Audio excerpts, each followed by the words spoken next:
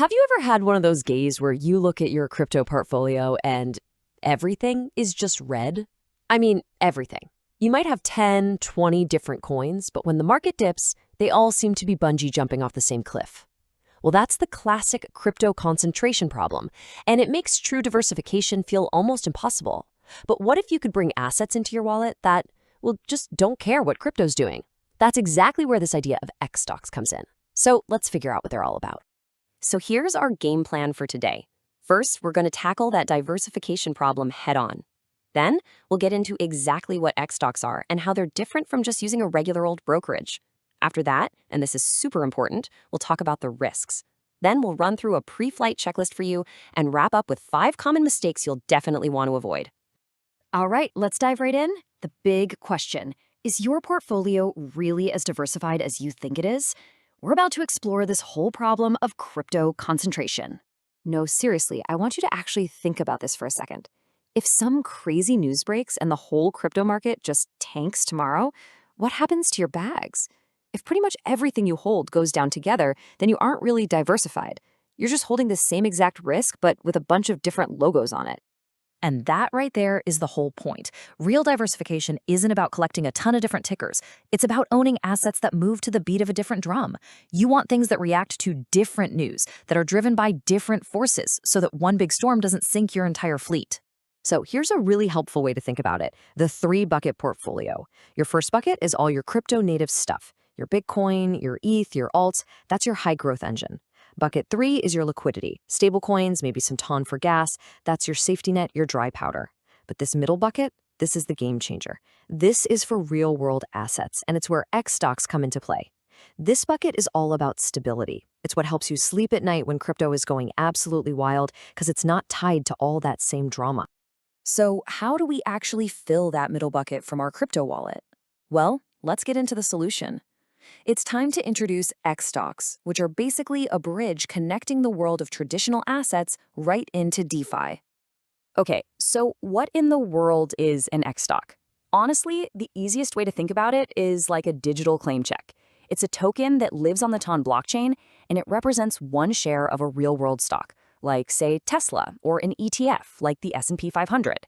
And for every single one of those tokens on-chain, there is one real share of the actual stock being held in regulated custody somewhere safe. It's fully backed, 1-to-1. And here's the crucial part. An xStock's price follows the real company's performance.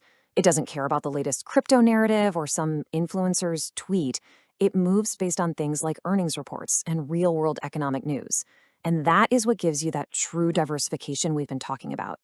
Now, you might be wondering, okay, cool, but why would I do this on-chain? Why not just use a regular stockbroker?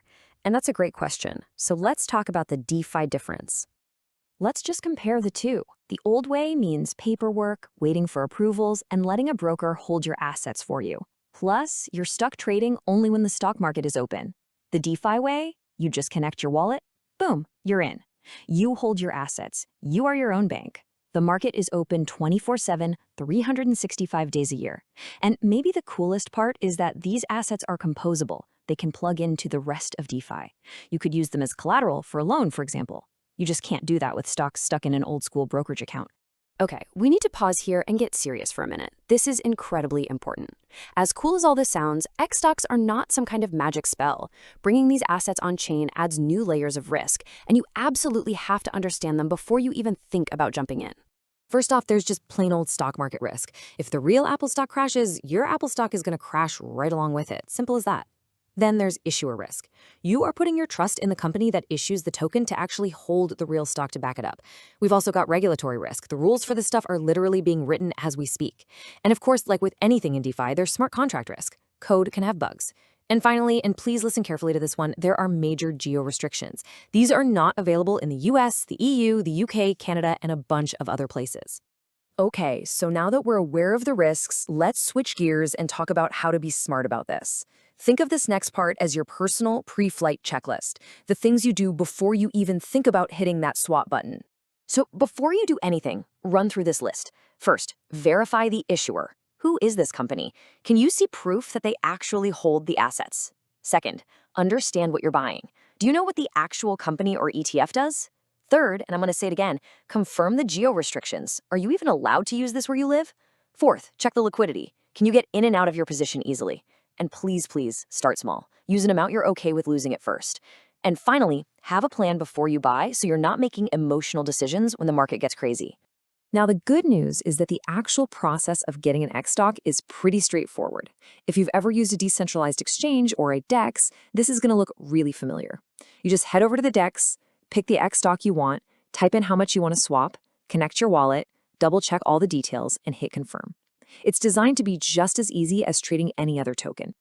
All right, we're almost at the end. To wrap up, I want to quickly go over 5 super common mistakes. If you can avoid these beginner traps, you'll be way ahead of the game. Mistake number 1, forgetting it's still a stock. Just because it's a token doesn't mean it can't go down in a stock market crash. Number 2 is what some people call diversifying. That's buying like 10 different tech xStocks and thinking you're diversified, when they all basically move together.